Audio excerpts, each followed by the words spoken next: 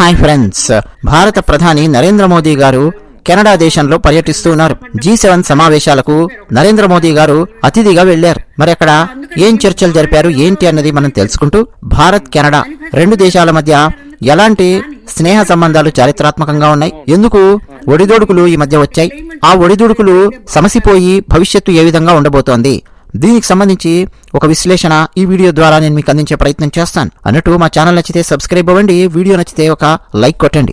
First లేటెస్ట్గా ఓ గంట క్రితం నరేంద్ర మోదీ గారు G7 సమావేశంలో పాల్గొన్న తర్వాత ఏం మాట్లాడారు అనేది కనుక ఫస్ట్ తెలుసుకుంటే, మోదీ గారు లైవ్ సమావేశం జరగగానే లైవ్ లోనే కెనడా ప్రధానమంత్రికి కొన్ని లైవ్ రిమార్క్స్ అనేవి ఇచ్చారు. ఒక అద్భుతమైన ఫీడ్బ్యాక్ ఇచ్చారు మోదీ గారు.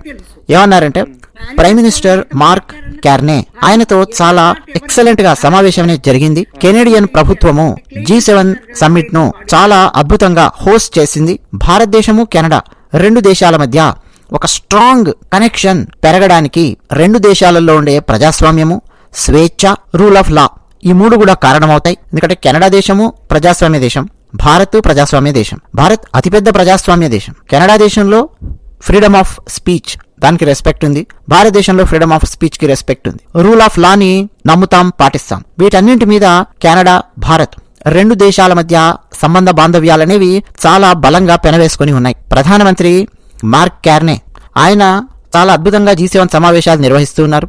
ఇండియా కెనడా రెండు దేశాల మధ్య ఫ్రెండ్షిప్ అన్నది మార్క్ కార్నే ఆధ్వర్యంలో మరింత ముందుకు వెళతాయి అని, మరింత అద్భుతంగా ఈ రెండు దేశాలు కలిసికట్టుగా చాలా కార్యక్రమాలు స్నేహ భావంతో చేస్తాయి అని నేను ఆశిస్తూ ఉన్నాను. అంతేకాకుండా ట్రేడ్ గురించి, ఎనర్జీ గురించి, అంతరిక్ష రంగం గురించి, క్లీన్ ఎనర్జీ గురించి, క్రిటికల్ మినరల్స్ గురించి, ఫర్టిలైజర్స్ గురించి ఇండియా కెనడా రెండు దేశాల మధ్య ఉండాల్సినటువంటి ఒప్పందాలు, కలిసి చేయబోయే పనుల గురించి ఒక అద్భుతమైన సమావేశం జరిగింది. మరింత ముందు కెనడా, భారత్ రెండూ కలిసికట్టుగా అద్భుతమైన కార్యక్రమాలు స్నేహ బంధంతో చేస్తాయి అని నేను ఆశిస్తూ ఉన్నాను. ఈ సమావేశానికి నన్ను ఆహ్వానించినందుకు ప్రధానమంత్రి మార్క్ కార్నేకి నేను కృతజ్ఞతలు తెలియజేస్తూ ఉన్నాను అని నరేంద్ర మోదీ గారు మాట్లాడారు. అంతేకాకుండా నరేంద్ర మోదీ గారు G7 సమావేశంలో ఫ్రాన్స్ అధ్యక్షుడిని కలుసుకున్నారు. ఇక ఫ్రాన్స్ అధ్యక్షుడి గురించి మాట్లాడేటప్పుడు నరేంద్ర మోదీ గారు మై ఫ్రెండ్ అని చెప్పి వ్యవహరిస్తారు. ఎవరైతే చాలా క్లోజ్ గా భారతదేశంతో వ్యవహరిస్తారో వాళ్ళ గురించి మాట్లాడేటప్పుడు మై ఫ్రెండ్ అంటారు మోదీ గారు. సో నా స్నేహితుడు ప్రెసిడెంట్ ఇమాన్యుయల్ మ్యాక్రాన్ ఆయనను కలుసుకున్నాను. ఈ భూ ప్రపంచం కోసం ఏమేం చేయాలి, ఎలా కష్టపడాలి, భారత్ ఫ్రాన్స్ రెండూ కలిసి ఎలా క్లోజ్ గా వర్క్ చేయబోతూ ఉన్నాయి, దాని గురించి మేము మాట్లాడుకున్నాము అని మోదీ గారు ట్వీట్ పెట్టారు. అంతేకాకుండా దక్షిణ కొరియా దేశాధినేతతో నరేంద్ర మోదీ గారు సమావేశమయ్యారు, మాట్లాడారు. యూకే ప్రధానమంత్రి కీర్ స్టార్మర్ ఆయనతో సమావేశమయ్యారు. చాలా అద్భుతంగా ఆ సమావేశం జరిగింది.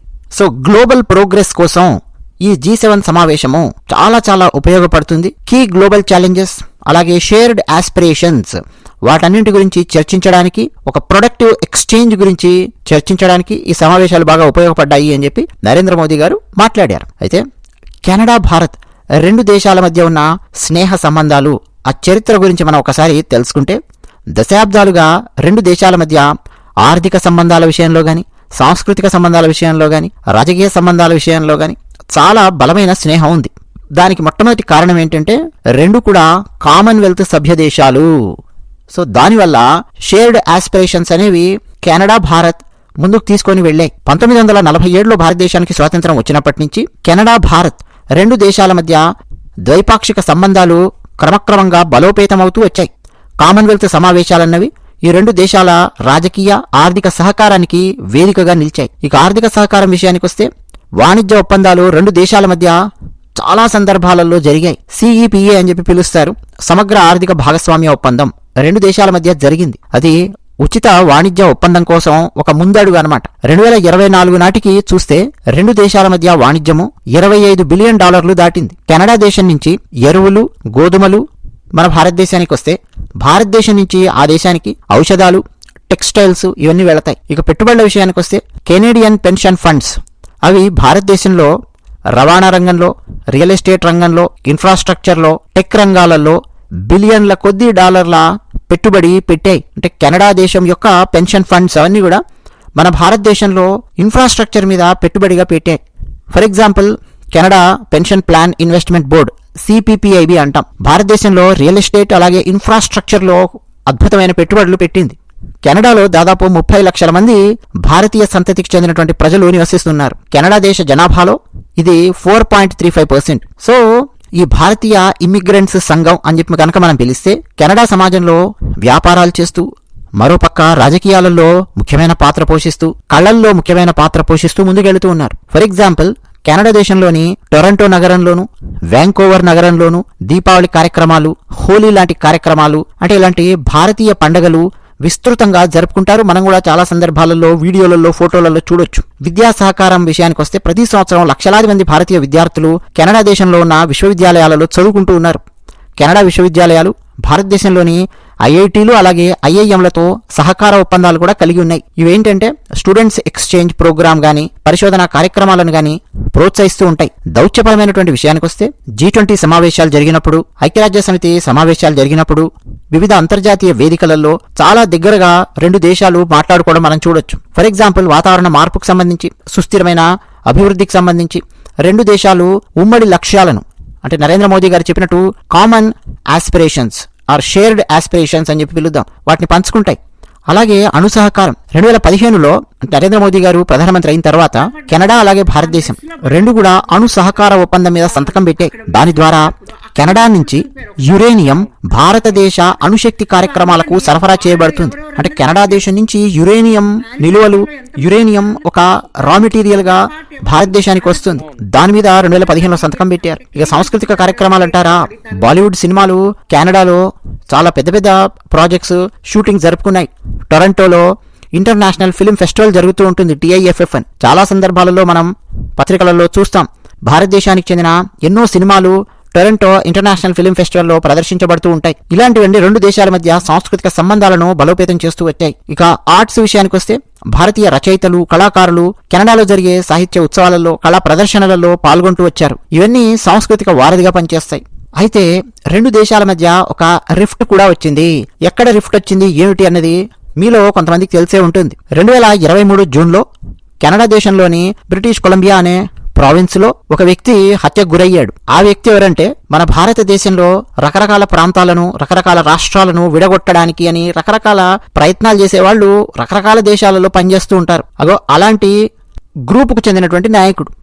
అతన్ని ఎవరో హత్య చేశారు. అయితే అందులో భారత ప్రభుత్వం నియమించినటువంటి ఏజెంట్ల ప్రమేయం ఉంది అని, విశ్వసనీయమైనటువంటి సమాచారం ఉంది అని రకరకాలుగా కెనడా మాజీ ప్రధాని జస్టిన్ ట్రూడో భారతదేశం మీద ఆరోపణలు చేశాడు. అయితే భారతదేశం ఆ ఆరోపణలన్నింటినీ అసంబద్ధం అని తోసిపుచ్చి ఖండించి, కెనడా దేశము భారతదేశాన్ని విభజించాలి అని చెప్పి ప్రయత్నం చేసే కొన్ని శక్తులకు, విభజనవాదులకు ఆశ్రయమిస్తోంది, అది తప్పు, పైగా ఎలాంటి ప్రూఫ్ చూపించకుండా భారతదేశం మీద ఇటువంటి ఆరోపణలు చేయడం అనేది సరైనటువంటిది కాదు, మేము దీన్ని ఖండిస్తున్నాము అని భారతదేశం సీరియస్ అయ్యింది. ఈ సంఘటన తర్వాత కెనడా, భారత్ రెండు కూడా 2024 అక్టోబర్లో ఒక దేశానికి చెందిన దౌత్యవేత్తను మరొకరు బహిష్కరించుకున్నారు. ఇలా రెండు దేశాల మధ్య సంబంధాలు గత సంవత్సరం కాలంగా, 6 సంవత్సరంన్నర నుంచి ఒక రిఫ్ట్ను ఎదుర్కొంటూ ఉన్నాయి. దీనికి తోడు కెనడా దేశంలోని కొన్ని ఉద్యమాలు, ముఖ్యంగా భారతదేశం నుంచి ఒక ప్రాంతాన్ని విడగొట్టడానికి చేసే ఉద్యమాలు, ఇవన్నీ కూడా జరుగుతూ ఉంటాయి. అలాంటి ఉద్యమాలు కెనడాలో ఉండే భారతీయ దౌత్య కార్యాలయాలు, భారతీయ అధికారుల మీద దాడులకు దారితీస్తున్నాయి అని చెప్పి భారతదేశం కూడా ఆరోపణలు చేసింది. అయితే కెనడా మాత్రం ఈ ఆరోపణలన్నీ రాజకీయ ప్రేరేపితమైన ఆరోపణలు అని చెప్పి మాట్లాడింది. ఇట్లా రకరకాల గోల ఇదంతా కూడా జరిగింది. ఆ విభేదాలు కాస్త వాణిజ్య చర్చలను నిలిపివేయడము, వీసాల సమస్యల దగ్గరికి ఇవన్నీ వెళ్ళాయన్నమాట. అయితే దానికంతటికీ మూల కారణం ఏమిటి అన్నది కూడా అంతర్జాతీయ విశ్లేషకులు చెప్పేది ఏంటి అంటే, కెనడా దేశపు మాజీ ప్రధానమంత్రి ఆయన ఎన్నికైనప్పుడు పూర్తి మెజారిటీ రాలేదు. కాబట్టి ఎవరో ఒకరి మీద డిపెండ్ అవ్వాల్సిన పరిస్థితి వచ్చింది. ఆ డిపెండ్ అయినటువంటి పార్టీ ఎవరు అనంటే, సిక్కులు ప్రముఖంగా ఉన్నటువంటి పార్టీ. అటువంటి పార్టీ మీద డిపెండ్ అయ్యి తన ప్రభుత్వాన్ని నిలబెట్టుకోవాల్సినటువంటి పరిస్థితి ఆయనకు వచ్చింది. అందువల్ల ఆ పార్టీ చెప్పినట్టు కొన్ని విషయాల్లో తానా అంటే తందానా అని చెప్పి తలకాయ ఊపాల్సినటువంటి పరిస్థితి వచ్చింది. సో ఒక వ్యక్తి చేసినటువంటి ఆరోపణల వల్ల, ఒక వ్యక్తి తీసుకునేటటువంటి నిర్ణయాల వల్ల రెండు దేశాల మధ్య దశాబ్దాల కాలంగా ఉన్నటువంటి చారిత్రాత్మకమైన స్నేహ సంబంధానికి దెబ్బ తగలకూడదు అని ప్రస్తుత ప్రధానమంత్రి, కెనడా ప్రధానమంత్రి మార్క్ కార్నే, ఆయన చాలా పాజిటివ్గా ఆలోచించి ఈరోజు ఉన్నటువంటి ప్రపంచంలో భారతదేశాన్ని పక్కన పెట్టి మనం సమావేశాలు నిర్వహించడము, భారతదేశాన్ని పక్కన పెట్టి మనం నిర్ణయాలు తీసుకోవడము, భారతదేశాన్ని పక్కన పెట్టి మనం భవిష్యత్తు గురించి ఆలోచించడం అన్నది ప్రపంచానికి సరికాదు. ఖచ్చితంగా ప్రతి క్రిటికల్ మీటింగ్లోనూ, ప్రతి అంతర్జాతీయ చర్చలోనూ భారతదేశం ఇన్వాల్వ్ చేయాల్సిందే. అదే ఈ ప్రపంచానికి మంచిది అని ప్రస్తుతం ఉన్న కెనడా ప్రధానమంత్రి మార్క్ కార్నే ఆయన స్టేట్మెంట్ ఇచ్చాడు. కెనడా దేశంలో నరేంద్ర మోదీ గారికి వ్యతిరేకంగా కొన్ని బ్యాచ్లు పేట్రేగిపోతూ ఉంటే వాళ్ళందరికీ కూడా ఆయన చెప్పాల్సిన రీతిలో సమాధానం చెప్పాడు. G7 సమావేశాలకు నరేంద్ర మోదీ గారిని ఆహ్వానించాడు. సో ఒక్కసారి ఆలోచించండి, కెనడా దేశంలో 30 లక్షల మంది భారతీయ సంతతికి చెందినటువంటి వాళ్ళు ఉన్నారు. అంటే అంతమంది NRIలు ఉన్నారు. అందులోనూ అండి అమెరికాకు ట్రంప్ మొదటిసారి అమెరికాలో పెట్టినటువంటి రకరకాల ఒత్తిళ్లు, ఆ వీసా ఒత్తిళ్లు, అవన్నీ కూడా మనం చాలా సందర్భాల్లో దినపత్రికలలో చూసే ఉంటాం. సో అలా కూడా చాలా మంది భారతీయులు అమెరికాను వదిలేసి కెనడాకు వెళ్ళిపోయినటువంటి వాళ్ళు ఉన్నారు. సో ఈ G7 సమావేశానికి నరేంద్ర మోదీ గారిని ఆహ్వానించడం వల్ల కెనడా, భారత్ రెండు దేశాల మధ్య ఉన్న రిఫ్ట్, అలాగే కాన్ఫ్లిక్ట్స్ అన్నీ కూడా తొలగిపోయి మళ్ళీ ముందు ఇదే స్నేహము, ఆర్థిక, సాంస్కృతిక, రాజకీయ సహకారము అవన్నీ ఉంటాయి అని నరేంద్ర మోదీ గారు అలాగే కెనడా ప్రధాని ఇద్దరు కూడా ఆశాభావం వ్యక్తం చేస్తున్నారు. మరిన్ని వాణిజ్య ఒప్పందాలు ముందు మనం భవిష్యత్తులో చూడొచ్చు. విద్యార్థుల మార్పిడికి సంబంధించినటువంటి కార్యక్రమాలు చూడొచ్చు. సాంస్కృతిక కార్యక్రమాలు, దౌత్యపరమైనటువంటి సహకారము అవన్నీ కూడా ముందు మనం చూసే అవకాశం అయితే స్పష్టంగా కనిపిస్తోంది.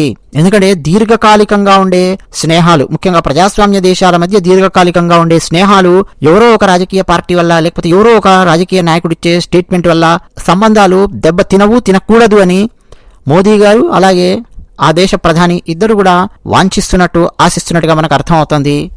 ఇక నరేంద్ర మోదీ గారు సైప్రస్ దేశం నుంచి కెనడా వెళ్లారు. కెనడా దేశం నుంచి క్రొయేషియా వెళుతూ ఉన్నారు యూరప్కి.